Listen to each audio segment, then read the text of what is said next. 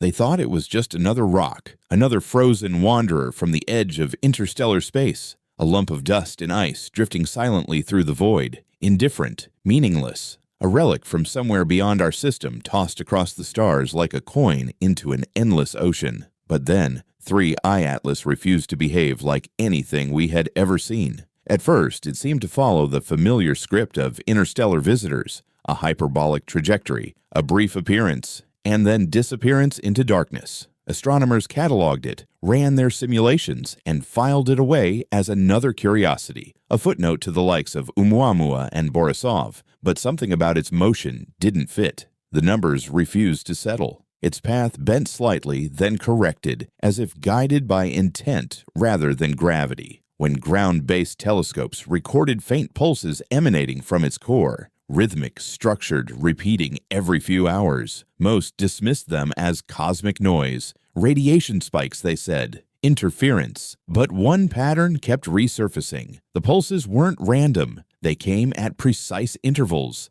like a heartbeat. NASA and the European Space Agency turned their attention toward it, feeding new coordinates into the James Webb Space Telescope. Webb, orbiting 1,000,000 miles from Earth in perfect silence, locked onto the object with its infrared instruments. The moment the first data came in, the chatter in the control rooms stopped. On the monitors appeared not a grainy blur, not a comet's tail, but a heat map that refused to make sense. The object was cold, impossibly cold, except for a handful of zones glowing faintly from within. The heat didn't spread outward naturally. It pulsed from discrete points, symmetrical, measured. And as Webb continued to stare, those pulses began to align with internal structures hidden beneath layers of dust. Shapes began to emerge, not random clusters or fissures, but clean geometry. The longer the data streamed in, the more deliberate it looked. Webb's near-infrared camera traced faint corridors of warmth running parallel to one another, intersecting at perfect right angles. Cavities appeared spaced evenly apart, following a consistent pattern. The scientists zoomed in, recalibrated, and rechecked the readings.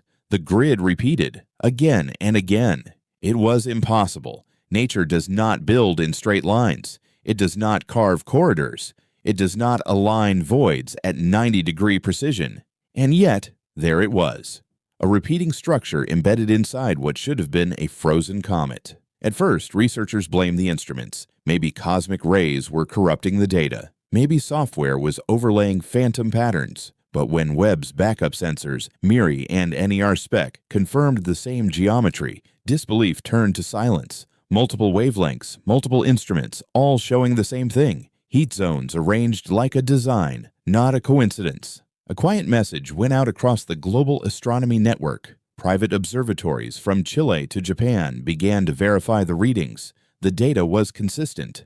3I-ATLAS was not behaving like an inert rock. It was emitting patterned radiation from within, and doing so in a way that mirrored the logic of construction. Scientists compared the thermal outlines to known terrestrial structures. The ratios were eerily familiar. Long corridors followed by enclosed chambers, each spaced with mathematical regularity. One researcher whispered that the proportions resembled urban grids, like city blocks or modules in a vast buried complex. The thought was dismissed immediately. It couldn't be. But the numbers didn't care what they believed. The internal geometry of 3I-ATLAS was symmetrical, proportional, and deliberate. The probability of such alignment forming naturally was practically zero. The realization crept slowly, spreading through labs and data centers like a contagion of wonder and dread. What if this wasn't just a rock? What if it was something built?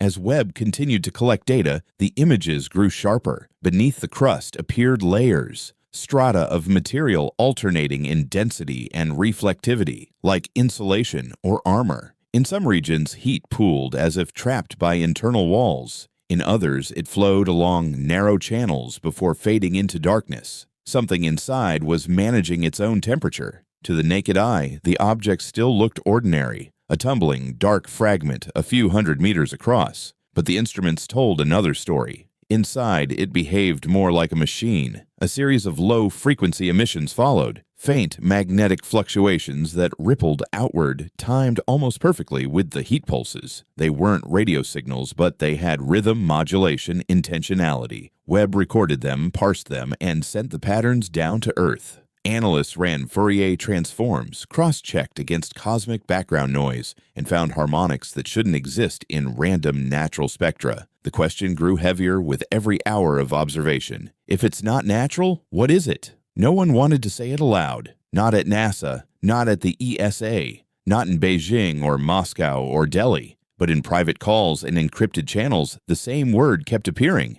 engineered. By the end of the first week, the international science community was split. Half demanded caution, insisting that unverified data could not justify extraordinary claims. The other half stared at the thermal maps and whispered that something intelligent had shaped this object long ago. If the dimensions were scaled to human standards, the internal structures could fit streets, intersections, rooms, or tunnels, repeated in modular precision. It looked less like erosion and more like architecture. One physicist, staring at the heat layout, muttered that it resembled a city frozen in stone. The phrase spread like wildfire through online forums and media leaks. A city inside a comet. Outlets ran with it, though the official agencies said nothing. Webb's operators continued to scan, measuring minute changes in luminosity, searching for movement. And then, a new anomaly appeared. The object's spin was changing, not by much, just enough to raise questions.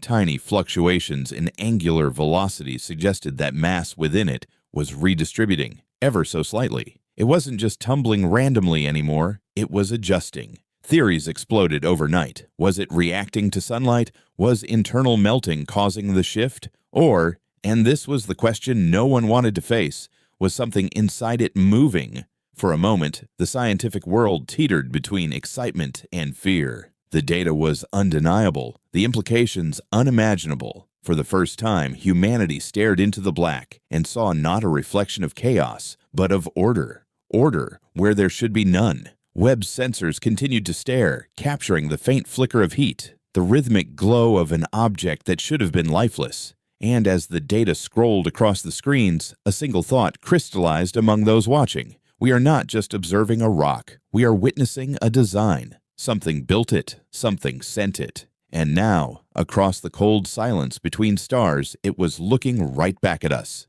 The first images stunned the public, but what came after terrified the experts. When the deeper data sets from James Webb began to align, the pattern grew undeniable. The heat zones weren't random clusters of activity. They formed a grid, each one pulsing at a measurable interval, synchronized like the circuitry of an immense hidden machine. The cavities inside 3I-ATLAS absorbed radiation instead of reflecting it. Some frequencies bounced cleanly off, as if the walls were coated with a material designed to block detection. Others vanished entirely, swallowed by whatever lay within.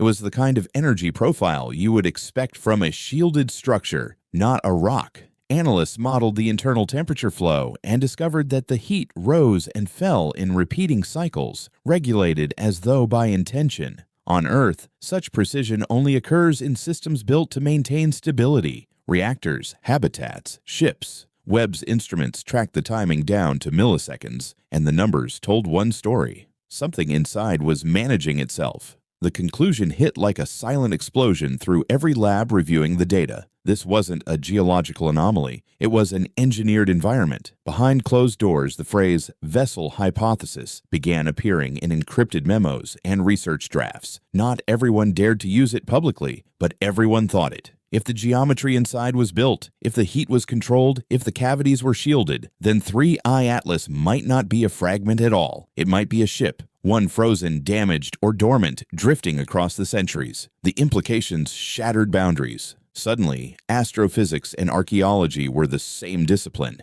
If this was a vessel, then someone had built it, somewhere, long before Earth ever looked up. The silence around the project grew thick. Teams from NASA, ESA, and the Chinese National Observatory were ordered to route all findings through secure communication lines. Public updates stopped. Press releases dried up. The object that had captured the imagination of millions vanished behind a curtain of classified research. But silence never lasts long in the age of data. Leaks began appearing. Anonymous posts from technicians, encrypted files smuggled out from servers. They described structures inside the object with exact ratios, chambers connected by narrow tunnels, repeating hexagonal shapes optimized for strength and efficiency. The leaked schematics looked less like a comet and more like an underground complex, complete with temperature-regulated sectors. It was too detailed to be fabrication. Then came the rumor that started the panic. Someone inside the European Space Agency leaked that Webb had detected faint fluctuations in gravity around the object, micro-perturbations inconsistent with its mass, the kind of changes you'd expect if heavy machinery inside were moving. No one could confirm it officially, but the idea spread faster than fact ever could. Governments scrambled. The United States redirected 2 of its deep space surveillance satellites toward 3I-ATLAS. China deployed an AI-powered array originally designed for anti-satellite operations. The European Space Agency went completely dark, refusing to release even raw telemetry data. Behind the curtain of official secrecy, a single truth was forming. Whatever 3I-ATLAS was, it was no longer being treated as a scientific anomaly. It was being treated as a potential contact event. In conference rooms buried beneath research centers, military analysts and physicists sat side by side, asking questions no one was trained to answer. If this was a vessel, was it abandoned? Was it derelict? Or was it still operational? And if it was operational, what did that mean for the planets in its path? The possibility that it might be alive or aware lingered like a cold breath in every discussion. Publicly, officials said nothing, but off the record, their fear was palpable, because the more they studied it, the less it resembled anything dead. The rhythmic heat pulses continued without fading. The emissions maintained their precision even as the object drifted further into sunlight. If it were a remnant, it should decay. Instead, it adapted. Astrophysicists compared the internal design to the most efficient human structures: deep Earth bunkers, modular spacecraft, and pressurized colonies. The ratios matched. Some sections aligned perfectly with known principles of long-term life support. Others followed Fibonacci spacing, the mathematical fingerprint of both nature and advanced design. The deeper they analyzed, the clearer it became. This structure wasn't random improvisation. It was optimized. Then came another anomaly. The gravitational readings around 3I-ATLAS began to show subtle oscillations, almost like echoes. They weren't strong enough to be emissions, but they followed a rhythm consistent with the heat pulses. Some suggested it could be an internal mechanism stabilizing the structure. Others whispered that it might be a form of communication, too low and too deep for us to interpret. In one closed session, a physicist proposed that these oscillations might not just be mechanical, they could be deliberate, a form of gravitational encoding, like a Morse code written in spacetime itself. The idea was dismissed publicly, but in private, no one could unthink it. Panic crept into policy. World leaders were briefed in quiet emergency meetings. The consensus was simple but grim. The public wasn't ready? Not yet. Until they understood what 3I-ATLAS was, the story had to be controlled. But control was already slipping. Independent radio astronomers began picking up the same oscillations, the same repeating patterns. The evidence was out in the open for anyone patient enough to look. Some theorists began calling 3I-ATLAS a probe, an ancient mechanism sent to drift across the stars in search of intelligent life. If that were true, its discovery here, now, could not be coincidence. It would mean that it found us exactly when we became capable of seeing it. Others had darker theories. They said it wasn't a probe, but a relic. The remains of a civilization that destroyed itself, leaving behind silent monuments cast into the void. If 3I-ATLAS was one of many, then perhaps space was littered with the ghosts of the intelligent, all drifting endlessly. And then, there were those who believed it wasn't dead at all. They pointed to the stability of its signals, the consistency of its structure, the faint mechanical vibrations buried in its data. They said it was alive, not biologically, but mechanically, that deep inside its core, something still functioned, something still thinking, still waiting. The debate fractured the scientific world. For the first time in living memory, observation wasn't the problem. Interpretation was. We could see it, we could measure it, but we couldn't understand it. Meanwhile, in the silence of space, the object continued its journey, unhurried, unbothered, its internal rhythm steady as a pulse. It neither responded nor ignored. It simply drifted, as if it had been doing so for longer than we've existed. But every day it grew closer. Every new scan revealed something more precise, more intentional, more impossible to dismiss. Humanity had always looked to the stars for answers, but this time the stars had sent something back. Not in words or radio waves, but in architecture, heat, and motion. And in the growing silence of scientific restraint and government secrecy, one quiet, horrifying thought began to settle in the collective mind. Maybe we hadn't discovered it. Maybe it had discovered us. In the weeks that followed, the object remained silent, but silence had never felt so alive. Every sensor pointed at 3I-ATLAS kept returning the same readings, the rhythmic heat signatures, the faint gravitational oscillations, the strange geometric symmetry carved within. Nothing changed, yet something felt like it was waiting to. The scientists monitoring it described an unease they couldn't explain, like standing before a locked door that you know will one day open. Then, on a night marked by a solar storm, the data shifted. A coronal flare from the sun swept through the solar system, flooding everything in its path with electromagnetic radiation. When that wave reached 3I-ATLAS, Webb's instruments caught a tiny, almost imperceptible tremor inside the structure. One of the thermal cavities flickered, a pulse stronger than any before, and then something moved. It wasn't much, just a fraction of a degree, a subtle rotation within one of the inner chambers. But in mechanical terms, it was monumental. Something inside had just responded to sunlight. For hours, researchers replayed the data, certain it had to be a sensor glitch. But the evidence held. The chamber had shifted, and it had done so in direct correlation with the solar flare. It was as if the object had felt the warmth of a star and stirred. Theories erupted. Some said it was solar reactive metal expanding under radiation. Others whispered that it was designed to awaken when exposed to energy from a viable system. That viable system was ours. The discovery sent shockwaves through every observatory and defense council. If the object could react, it was not inert. If it could respond, then perhaps it could perceive. Governments convened under protocols written decades ago for a scenario no one believed would ever happen: the detection of intelligent, non-Earth life. The UN's Declaration on Extraterrestrial Contact, a forgotten relic of the early space age, was dusted off and circulated among world leaders. But there was a problem. 3I-ATLAS wasn't transmitting. It wasn't sending a message. It was simply existing.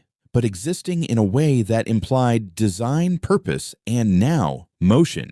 And if motion could mean communication, then maybe we were already in contact without realizing it. In one of the classified meetings between agencies, an astrophysicist posed a question that silenced the room. What if we're not observing it?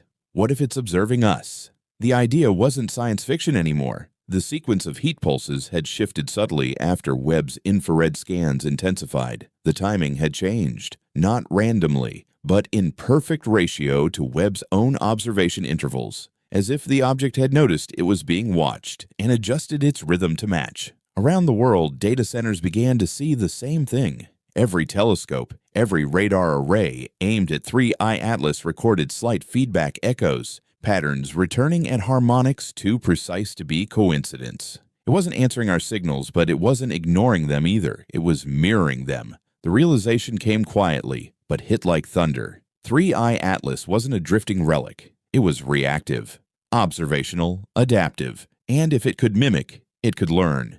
The vessel hypothesis was no longer speculation. It was a living theory. Inside the agencies, panic began to take root. The decision to continue observation was debated furiously. Some argued that scanning it further could provoke an unknown response. Others insisted that turning away now would be the greatest mistake in human history. The argument split along the oldest line humanity knows: fear versus curiosity. Meanwhile, the object drifted closer, passing through the outer edges of the asteroid belt, its path steady, predictable, almost deliberate. The gravitational tremors around it continued to oscillate in perfect rhythm with its internal heat bursts. The structure was still active, perhaps awakening, perhaps remembering. Independent researchers, no longer restrained by government secrecy, began analyzing public data leaks. They noticed something extraordinary. The intervals between pulses matched Fibonacci sequences, ratios found everywhere in nature, in DNA, in galaxies, in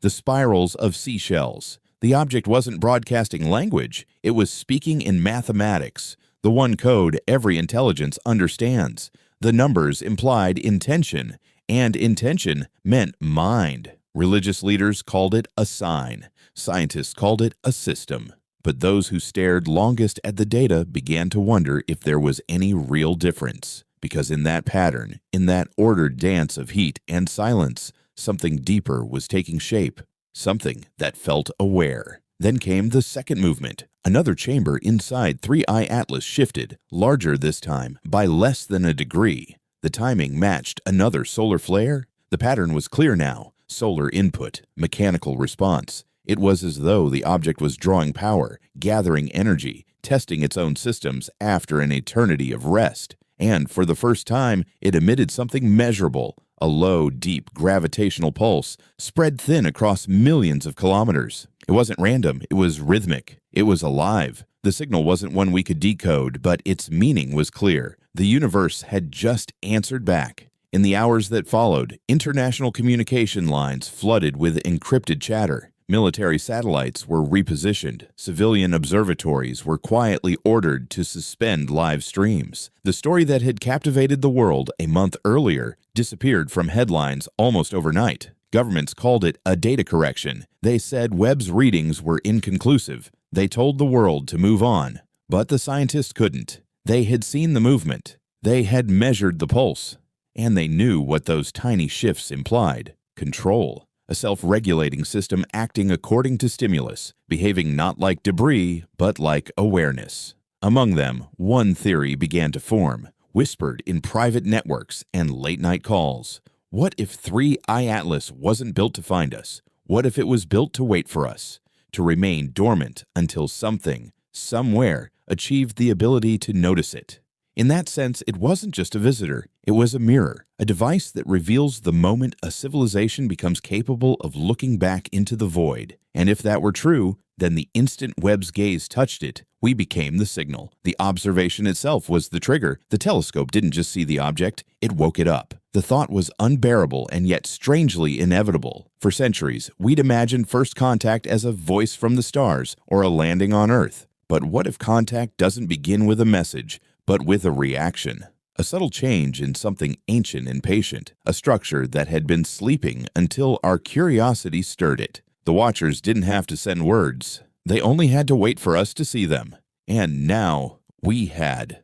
Back on Earth, new readings confirmed what no one dared to say aloud. The pulses had changed again, slightly faster now, as if matching our attention, adapting to our awareness. It wasn't an attack, nor a greeting. It was recognition, the simple, unfathomable acknowledgement of mutual observation. Across the gulf of light years, something built by another intelligence had just noticed that it was being seen. We stared into the black and found geometry, warmth, movement, and meaning. We found the echo of thought shaped into stone and metal and light. And in that reflection, we found ourselves, small, fragile, but no longer alone. The story of 3I-ATLAS will not end with data or debate. It will end with a truth humanity cannot unsee, that somewhere in the cold dark, intelligence exists older and stranger than ours.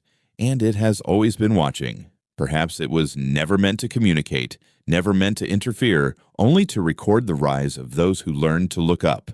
And now, as the Webb telescope continues its silent vigil, one question remains, the only question that matters. If it has awakened, if it has recognized us, if the mirror has finally turned its gaze our way, then what happens now that it knows we're watching?